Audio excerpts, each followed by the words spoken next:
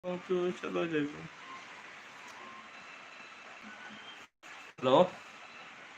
welcome back to my channel. PK POTHAMINASI KHANGMINASI. Okay. Hakchang khara ngamdabana blog sema ngamdre. Aduna mayamna yamna wahang yam hangpire blog semdredi kedorobana. Aduna sum paukum moina ngakang mayam ko na seduna toksirakani. Okay. Aduna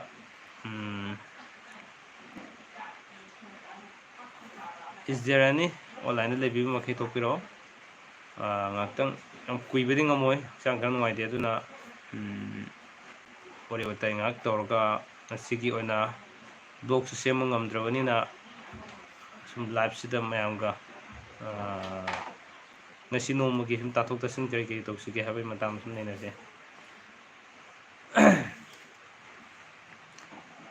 Okay, Rabi Thokso Mitei, welcome back to my channel.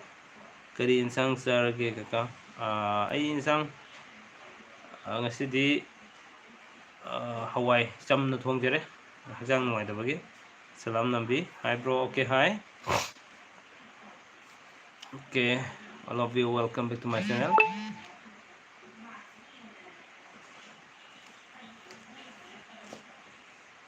Okay, nong jutai aduga sum hakchang chu nungai dabagi ngaktang tumamdai ga ngasi blog sem gidabugi mayamna wang yam hangbire tare adugi sum paukumoina live tu sum kumjaragena pakui kui davida thamjabane.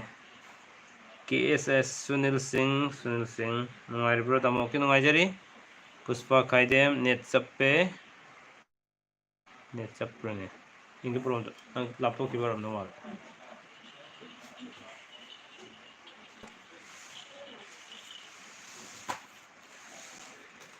laptop ki ben chappe bro je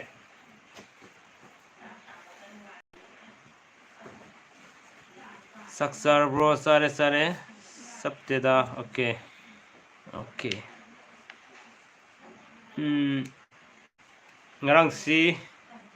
nahan aina nong panjakiba kogi photo live ki 700 ki pack ki matang do ado sum ayamba almost order to group sing da phanam pijerure pibudu da ngarang sika theng na halakpa khara sum to bodak chang kan numai da ngasi se aduna blog sem sum ngamdre ngasi nong blog sem da bada mayamna hangbirakpa wahang singse sum aduna aingon yam nuai jai karina mayamna igi channel asibu nungsibiba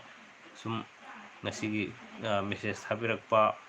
even call photo pirakpa mayamdana maram warkanda sum tum ngamde hakchang ngamdaba taragasu live sida ngakang orso mayam una se adun thukcharakpa tare aduna kugi ngarang se damok ke dobi narino nabiguna tam. Okay, yam kuina nabi abana tida ngasi khasum lok ka gadi ko khara sippu sum paabdogi leibane ngarang khara waro bai tare nahan sina punya honda da gari servicing ki chatle do serial number do last oi ki bagi numidang waram bung ngaire saksu sakitaba andena du ngarang sumuk hidak pitok pisin gi kujin chen bu kitang wa ki dugi oi bi yan khale adu hujik khara budi almost pare sai u ka hagati duna ski no 700 ki puchei ma lobiraka puchei atai makai nongmagi changadaba daily use item makai loina hongna phangane na haibam aina mamangi live ta thamjakiba wafam do 700 ki pack to hujik mayamna sum pambiraga so ingon loina ingon lobirabu yagani haib sima thamjage sida leriba sigi keno se sida ayamba puchei khara sum yawni sigi bag sima lawre ha kana hujik to rise moi se kugi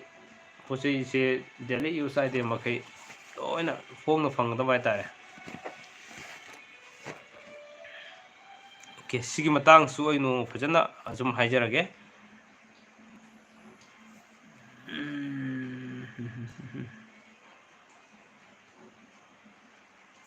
rainane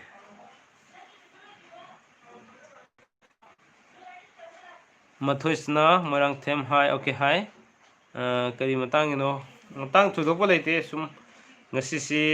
block ꯁꯦꯝꯕ ꯉꯝꯈꯤꯗ꯭ꯔꯦ ꯍꯛꯆꯥꯡ ꯈꯔ ꯅꯨꯡꯉꯥꯏꯇꯕ ꯑꯗꯨꯒꯤ ꯃꯇꯥꯡꯗ ꯁꯨꯝ ꯃꯌꯥꯝꯅ ꯋꯥꯍꯪ ꯌꯥꯝ ꯍꯪꯕꯤꯔꯛꯑꯦ ꯀꯔꯤꯒꯤ ꯕ꯭ꯂꯣꯛ ꯁꯦꯝꯗ꯭ꯔꯤꯕꯅꯣ ꯍꯥꯏꯕꯒꯤ ꯑꯗꯨ ꯁꯨꯝ ꯑꯩ ꯍꯛꯆꯥꯡ ꯅꯨꯡꯉꯥꯏꯇꯕꯒꯤ ꯀꯩꯅꯣꯁꯨ ꯃꯌꯥꯝꯒ ꯉꯥꯛꯇꯪ ꯄꯣꯊꯥꯕ ꯑꯣꯏꯅ ꯂꯥꯏꯐꯁꯦ ꯊꯝꯖꯕꯅꯤ ꯑꯇꯣꯞꯄ ꯇꯣꯄꯤꯛ ꯊꯣꯏꯗꯣꯛꯅ ꯁꯤꯒꯤ ꯍꯥꯏꯕ ꯑꯃ ꯊꯝꯖꯗ꯭ꯔꯤ ꯉꯁꯤꯒꯤꯗꯤꯀꯣ ꯁꯒꯣꯜꯁꯦꯝ ꯔꯣꯃꯤꯌꯣ ꯆꯥꯛ ꯆꯥꯕꯤꯔꯕ꯭ꯔꯣ ꯇꯥꯃꯣ ꯑꯣꯀꯦ ꯆꯥꯛ ꯆꯥꯖꯔꯦ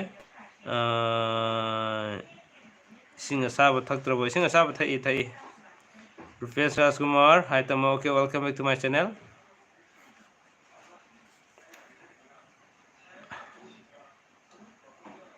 ꯑꯣꯀꯦ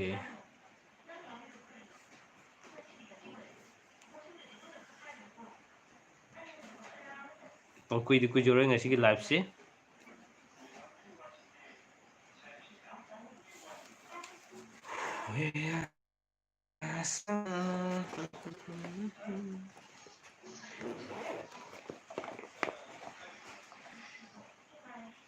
ꯃꯅꯨꯡꯁꯤꯗ ꯌꯥꯎꯔꯤꯁꯤ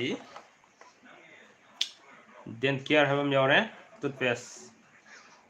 ꯇꯨꯠꯄꯦꯁꯁꯤ ꯌꯥꯎꯔꯦ ꯁꯤ ꯌꯥꯝ ꯐꯕꯅꯤ ꯇꯨꯠꯄꯦꯁ ꯌꯥꯝ ꯅꯨꯡꯉꯥꯏꯕꯅꯤꯀꯣ ꯀꯨꯡꯒꯣꯟꯗꯤ ꯊꯣꯛꯑꯣꯏ ꯑꯗꯨꯒ ꯑꯩꯈꯣꯏꯒꯤ ꯆꯤꯟ ꯌꯥꯝ ꯅꯨꯡꯉꯥꯏꯕ ꯍꯥꯏꯇꯥꯔꯦ ꯃꯉꯣꯟꯗ ꯑꯗꯨꯒ ꯁꯣꯔ ꯃꯅꯝ ꯅꯝꯊꯤꯕ ꯂꯣꯏꯅ ꯐꯒꯅꯤ ꯑꯩꯈꯣꯏꯒꯤ ꯀ꯭ꯋꯥꯗꯒ ꯍꯥꯞꯄ ꯂꯣꯡꯗꯣ ꯌꯥꯎꯔꯦ ꯁꯤ ꯁꯥꯔꯤꯁꯤꯀꯣ ꯀꯣꯔꯣꯅꯥ ꯑꯅꯥꯕ ꯂꯩꯇ꯭ꯔꯣ ꯍꯣꯏꯔꯣꯝꯗ ꯑꯩꯈꯣꯏ ꯁ꯭ꯋꯥꯏꯗꯃꯛꯇꯤ ꯂꯩꯇꯦ ꯑꯗꯨꯒ ꯈꯔ ꯀꯥꯈꯠꯂꯒꯃꯛꯇꯤ ꯂꯩ ꯈꯨꯟꯗꯃꯛꯇꯤ ꯂꯩ ꯍꯥꯏꯇꯥꯔꯦ ꯈꯨꯟꯁꯦ ꯌꯥꯝ ꯆꯥꯎꯕꯅꯤꯅ ꯇꯥꯃꯣ ꯍꯤꯗꯥꯛ ꯆꯥꯎ ꯇꯥꯃꯣ ꯅꯥꯕ ꯌꯥꯗꯦ ꯑꯣꯀꯦ ꯑꯩ ꯍꯤꯗꯥꯛ ꯆꯥꯖꯩ ꯁꯟꯖꯣꯏ ꯁꯨꯔꯝ ꯀꯔꯤ ꯃꯊꯦꯜ ꯆꯥꯒꯦ ꯏꯌꯥꯝꯕ ꯉꯁꯤ ꯑꯆꯝꯕ ꯊꯣꯡꯅ ꯆꯥꯏ ꯍꯋꯥꯏꯗꯣ ꯁꯤꯃ ꯂꯩꯕꯤꯔꯤꯀꯣ ꯃꯌꯥꯝ ꯍꯥꯏꯐꯦꯠ ꯈꯪꯕꯤꯌꯣ ꯑꯩ ꯁꯤꯖꯤꯟꯅꯐꯝꯁꯤꯡꯁꯦ ꯗꯦꯟ ꯀꯤꯌꯥꯔꯁꯦ ꯇꯨꯠꯄꯦꯁꯅꯦ ꯇꯨꯠꯄꯦꯁꯁꯤ ꯁꯤ ꯌꯥꯝ ꯅꯨꯡꯉꯥꯏ ꯗꯦꯟ ꯑꯗꯨꯒ ꯀꯔꯤ ꯌꯥꯎꯅꯤ ꯌꯦꯡꯁꯤꯀꯣ ꯑꯩꯁꯨ ꯄꯦꯛꯁꯤ ꯉꯁꯤꯈꯛ ꯀꯥꯏꯔꯤ ꯍꯥꯏꯇꯥꯔꯦ ꯃꯌꯥꯝꯗꯗꯤ ꯁꯨꯝ ꯄꯤꯔꯛꯏꯅ ꯄꯦꯛꯁꯤ ꯀꯥꯏꯗꯕ ꯗꯦꯟ ꯑꯗꯨꯒ ꯑꯣꯀꯦ ꯍꯤꯌꯔ ꯑꯣꯏꯜ ꯑꯃ ꯌꯥꯎꯔꯦ ꯍꯤꯌꯔ ꯑꯣꯏꯜꯁꯤ ꯁꯝ ꯀꯦꯟꯕ ꯌꯥꯝ ꯐꯕꯅꯦ ꯁꯤ ꯀꯩꯅꯣꯁꯦ ꯑꯩ ꯏꯁꯥꯁꯨ ꯇꯩꯔꯤ ꯁꯝꯁꯨ ꯌꯥꯝ ꯊꯨꯅꯁꯨ ꯍꯧꯒꯠꯄ ꯍꯥꯏꯇꯥꯔꯦ ꯍꯤꯌꯔ ꯑꯣꯏꯜꯁꯦ ꯑꯣꯂꯤꯞ ꯌꯥꯎꯔꯦ ꯑꯝꯂꯥ ꯌꯥꯎꯔꯦ ꯑꯗꯒꯤ ꯑꯜꯃꯣꯟ ꯍꯥꯏꯔꯤꯕꯁꯤꯡ ꯚꯤꯇꯥꯃꯤꯟ ꯏ ꯑꯣꯀꯦ ꯗꯦꯟ ꯑꯗꯨꯒ ꯄꯄꯌꯥ ꯁꯣꯞꯁꯤ ꯌꯥꯝ ꯅꯨꯡꯉꯥꯏꯕꯅꯦ ꯄꯄꯌꯥ ꯁꯣꯞꯁꯤ ꯁ꯭ꯀꯤꯟ ꯋꯥꯏꯇꯅꯤꯡ ꯁꯣꯞ ꯑꯣꯏꯕ ꯄꯄꯌꯥ ꯁꯣꯞꯁꯦ ꯀꯣ ꯃꯁꯤ 60 ꯄꯤꯕ ꯉꯧꯊꯣꯛꯄ ꯌꯥꯅꯤ ꯃꯥꯒꯤꯁꯤꯀꯣ ꯑꯩꯁꯨ ꯇꯥꯔꯒꯗꯤ ꯌꯦꯡꯗ꯭ꯔꯤ ꯁꯤꯃꯗꯤ ꯑꯗꯨꯒ ꯐꯦꯁꯇꯤ ꯁꯨꯝ ꯇꯥꯏ ꯐꯦꯁꯋꯥꯁꯁꯤ ꯃꯅꯝ ꯌꯥꯝ ꯅꯨꯡꯁꯤꯕꯅꯦ ꯁꯤꯒꯤ ꯐꯦꯁꯋꯥꯁꯁꯦ ꯀꯣꯝꯂꯥ ꯃꯅꯝꯒ ꯅꯝꯕꯅꯦ ꯑꯗꯨꯒ one thing ꯑꯣꯀꯦ ꯂꯥꯁ ꯋꯥꯟ ꯁꯦꯅꯤꯇꯥꯏꯖꯔꯁꯦ ꯑꯜꯀꯣꯍꯣꯂꯤꯛꯁꯨ ꯌꯥꯝ ꯐꯖꯅ ꯌꯥꯎꯕ ꯁꯤꯁꯨ ꯑꯩꯈꯣꯏ ꯈꯨꯠꯇ ꯌꯥꯎꯕ ꯐꯠꯇꯕ ꯂꯣꯏ ꯊꯣꯛꯂꯛꯄ ꯌꯥꯅꯤꯗꯀꯣ ꯑꯣꯀꯦ ꯁꯨꯃꯥꯏꯅ ꯁꯤ ꯄꯦꯛ ꯑꯣꯏꯅ ꯂꯥꯛꯑꯦ ꯄꯦꯛꯁꯤꯗ ꯇꯣꯇꯦꯜ ꯑꯣꯏꯅ 905ꯀꯤ ꯄꯣꯠ ꯑꯣꯏꯕ ꯌꯥꯅꯤ ꯃꯥꯏꯁꯤꯀꯣ ꯑꯗꯨꯒ ꯁꯤꯗ 700 ꯂꯧꯒꯗꯧꯕ ꯄꯣꯠ ꯆꯩꯁꯦ ꯑꯗꯨꯒ ꯁꯤꯒꯤ ꯂꯧꯔꯀꯥꯟꯗ ꯀꯥꯔꯠ ꯑꯃ ꯄꯤꯔꯛꯀꯅꯤ ꯀꯥꯔꯠꯁꯤ ꯄꯥꯏꯔꯀꯥꯟꯗꯗꯤ ꯑꯩꯈꯣꯏꯒꯤ ꯗꯔꯀꯥꯔ ꯂꯩꯕ ꯄꯣꯠ ꯆꯩ ꯃꯈꯩꯁꯤ ꯂꯣꯏꯅ ꯁꯤꯒꯤ ꯇꯣꯉꯥꯟꯅ ꯁꯣꯞꯄꯤ ꯐꯪꯒꯅꯦꯕ ꯑꯗꯨꯗꯒꯤ ꯂꯧꯕ ꯀꯥꯟꯗ ꯍꯣꯡꯅ ꯐꯪꯒꯗꯕ ꯁꯣꯞꯄꯤꯁꯤ ꯃꯐꯝ ꯈꯨꯗꯤꯡꯃꯛ ꯂꯣꯏꯅ ꯌꯧꯔꯛꯀꯅꯤ ꯍꯥꯏ ꯖꯒꯥ ꯈꯨꯗꯤꯡꯃꯛꯀꯤ ꯁꯣꯞꯄꯤꯁꯦ ꯀꯔꯤ ꯃꯊꯦꯜ ꯆꯥꯒꯦ ꯌꯥꯝ ꯑꯣꯀꯦ ꯇꯥꯃꯣꯁꯤ ꯀꯩ ꯂꯝꯗꯒꯤꯅꯣ ꯕꯨꯡꯉꯣ ꯁꯒꯣꯜꯁꯦꯝ ꯑꯩ ꯍꯩꯔꯣꯛꯇꯒꯤꯅꯦ ꯍꯩꯔꯣꯛꯇꯒꯤ ꯑꯣꯀꯦ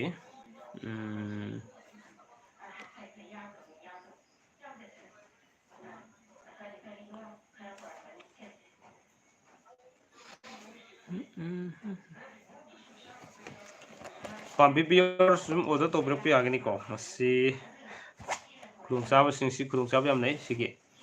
ꯁꯨꯝ ꯑꯩꯈꯣꯏꯒꯤ ꯅꯨꯡꯇꯤꯒꯤ ꯗꯦꯂꯤ ꯌꯨꯁ ꯑꯥꯏꯇꯦꯝ ꯁꯤꯖꯤꯟꯅꯔꯤꯕ ꯄꯣꯠ ꯆꯩꯁꯤꯡꯁꯦ ꯃꯁꯤ ꯂꯣꯏꯅꯃꯛ ꯐꯪꯒꯗꯧꯕꯅꯤꯅ ꯑꯣꯀꯦ ꯅꯤꯖꯤ ꯀꯔꯤ ꯑꯣꯏꯅ ꯉꯝꯗꯕꯅꯣ ꯁꯨꯝ ꯂꯣꯛ ꯈꯔ ꯂꯩꯕꯅꯦ ꯂꯣꯛ ꯈꯔ ꯁꯨꯝ ꯆꯦꯟꯕꯒꯤ ꯅꯨꯡꯉꯥꯏꯇꯕ ꯀꯣꯛꯁꯨ ꯈꯔ ꯆꯤꯛꯄ ꯑꯣꯀꯦ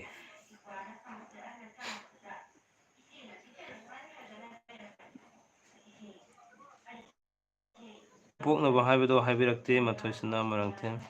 ꯑꯣꯀꯦ so sorry ꯑꯩꯁꯤ ꯃꯌꯥꯝꯅ ꯀꯩꯅꯣ ꯄꯤꯔꯛꯑꯒꯁꯨ WhatsAppꯇꯒ ꯃꯦꯁꯦꯖ ꯏꯔꯒꯁꯨ ꯒꯥꯔꯤ ꯊꯧꯔꯤꯉꯩꯒꯨꯝꯕ ꯑꯗꯒꯤ ꯂꯝꯕꯤ ꯆꯠꯊꯣꯛꯄꯗ ꯍꯥꯏꯐꯦꯠꯇꯤ ꯍꯥꯡꯗꯣꯛꯑꯝꯃꯒ ꯍꯣꯔꯦꯟ ꯑꯃꯨꯛ ꯌꯦꯡꯒꯦ ꯍꯥꯏꯕꯗ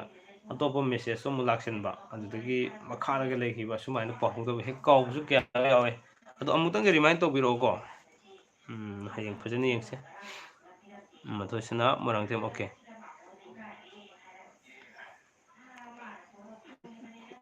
ꯀꯔꯤ ꯀꯝꯄꯅꯤꯅꯣ ꯖꯤꯔꯤꯗ ꯐꯪꯒꯗ꯭ꯔꯣ ꯑꯣꯔꯗꯔ ꯇꯧꯔꯗꯤ ꯐꯪꯒꯅꯤ ꯖꯤꯔꯤꯗꯁꯨ ꯐꯪꯒꯅꯤ ꯑꯗꯨꯒ ꯁꯣꯄꯤ ꯇꯧꯕꯤꯒꯦꯁꯨ ꯌꯥꯒꯅꯤ ꯊꯣꯏ ꯑꯦꯕꯤ ꯖꯤꯔꯤꯗ ꯀꯩꯅꯣꯗ ꯁꯤꯒꯤ ꯍꯥꯟꯅ ꯄꯥꯏꯕꯤꯍꯧꯕ ꯌꯥꯝ ꯐꯒꯅꯤꯀꯣ ꯃꯁꯤꯒꯤ ꯇꯧꯔꯤꯁꯤ ꯁꯣꯄꯤ ꯐꯝꯕ ꯉꯝꯗ꯭ꯔꯒꯁꯨ ꯃꯤ ꯀꯅꯥꯒꯨꯝꯕ ꯑꯦꯛꯁ ꯋꯥꯏ ꯖꯦꯠ ꯑꯗꯨꯝ ꯂꯥꯛꯑꯒ ꯁꯨꯝ ꯐꯝꯒꯗꯧꯕ ꯂꯩꯔꯕꯅꯦ ꯑꯗꯨꯅ ꯑꯩꯒꯤ ꯃꯦꯁꯦꯖ ꯄꯥꯕꯤꯗꯦ ꯇꯥꯃꯣ ꯄ꯭ꯔꯦꯃꯤꯂꯥ ꯁꯤꯡꯍ ꯄ꯭ꯔꯦꯃꯤꯂꯥ ꯃꯦꯁꯦꯖ ꯍꯧꯖꯤꯛ ꯐꯪꯗꯕꯒꯤꯅꯦ ꯍꯧꯖꯤꯛ ꯐꯪꯕꯁꯤꯈꯛ ꯑꯩ ꯄꯥꯖꯔꯤꯁꯤꯅꯤꯀꯣ ꯑꯗꯨꯅ ꯊꯣꯛꯑꯦꯕꯤ ꯀꯩꯅꯣꯗ ꯁꯤꯒꯤ ꯀꯩꯅꯣꯁꯦ ꯖꯦꯔꯤꯗ ꯁꯤꯒꯤ ꯄꯣꯠꯁꯤ ꯁꯨꯝ ꯍꯥꯏꯗꯤ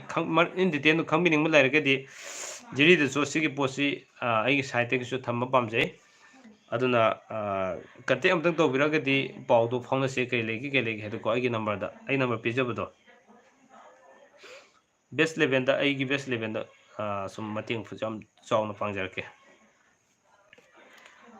ꯑꯣꯀꯦ ꯑꯗꯨꯅ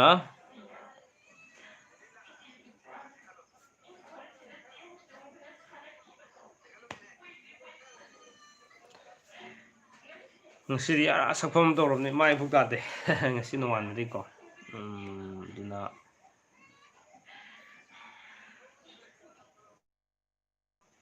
ꯑꯣꯀꯦ ꯄ꯭ꯔꯤꯇꯤ ꯇꯣꯛꯄꯝ ꯍꯥꯏ ꯑꯣꯀꯦ ꯍꯥꯏ